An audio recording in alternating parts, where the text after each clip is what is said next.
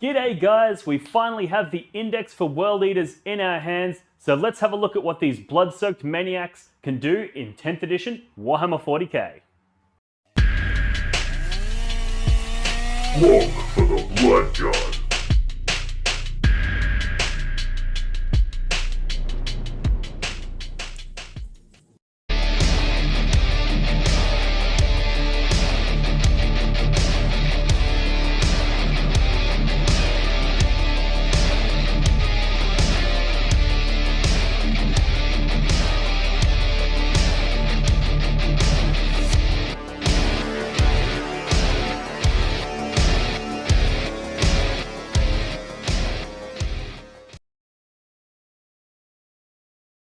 Alright, next we have another unit that was a competitive staple of World Eaters armies. This is one that almost everybody took, as many as they could fit, and that is the Eightbound.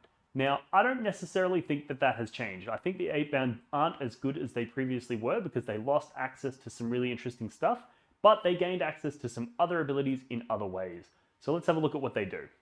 Alright, damage output, you'll see, just like everything else, it's slightly reduced across the board. A reduced number of attacks, reduced armor penetration, those sorts of things. However, it is still meaningful damage and it is still scary. They did lose the ability to gain +1 damage from the Red Butcher's stratagem, but they do have the ability to get +1 to wound from the for the Blood God stratagem, so there's some interesting stuff there. They're still going to do serious damage. One of the things that they gained now is a scout move of 6 inches. So you no longer require Lord Invocatus to bring in the lists with these guys. These guys can scout autonomously. Or alternatively, you could bring these guys and Lord Invocatus and Exalted Eightbound and use Lord Invocatus to scout the Exalted Eightbound whilst you scout your regular Eightbound, and you could throw an entire World Eaters army down your opponent's throat very, very fast. So that's really interesting, and it does make these guys perform slightly different than they did previously because they're no longer tethered to that character. However, they no longer can deep strike. They lost their ability to come in from strategic reserves turn 1, which means that they're not going to be providing that utility, so they really do operate primarily as a scouting unit nowadays. And they also lost, just that raw power, which I think was the selling point for the for the Eightbound in the previous codex. One of the things that they do now, though, that they didn't do previously, was they have an aura ability that buffs up nearby units. So what they've basically got is a reroll 1 to wound aura for friendly units within 6 inches of them. And it's worth noting that this unit, being 6 models, is able to string out in a single file line. They don't need to double up like units of 7 or more, so they can string single file line, and 6 inches from any model in that unit is actually a huge bubble that's going to take up a large portion of the table. So this means that this aura is going to be affecting a lot of your stuff, which is really, really good and interesting compared to characters that provide auras where you've got one model that you've got to measure those to. Units with auras are really, really good. And further to that, if you meet certain criteria, you're going to be able to get reroll all wounds, which is really, really powerful, particularly in an edition where a lot of things got significantly tougher, which means you're going to be failing a lot more wound rolls. So getting full reroll wounds is a massive buff to your damage output.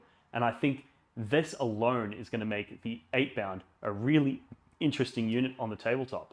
So let me know what you guys think of the Eightbound as a unit. Do you think overall they gained a lot of power and gained a lot of utility? Or do you think they're a little bit lackluster at the moment, given that they lost, a lot of their damage output and that sort of stuff? Let me know what you guys think in the comment section below.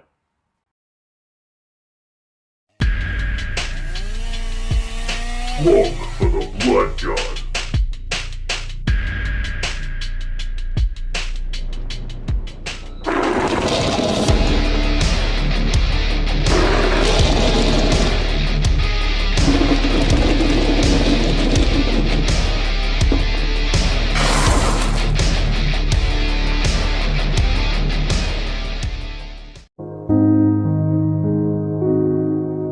The Warhammer community suffers from some of the most prohibitively expensive essentials in the world, especially Australian content creators.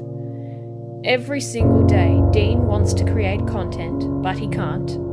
Suffering from old, worn-out brushes, expensive model kits, and costly software and equipment he can't endure much longer. Just look at this dirty paint water. Would you drink this? Would you let your child?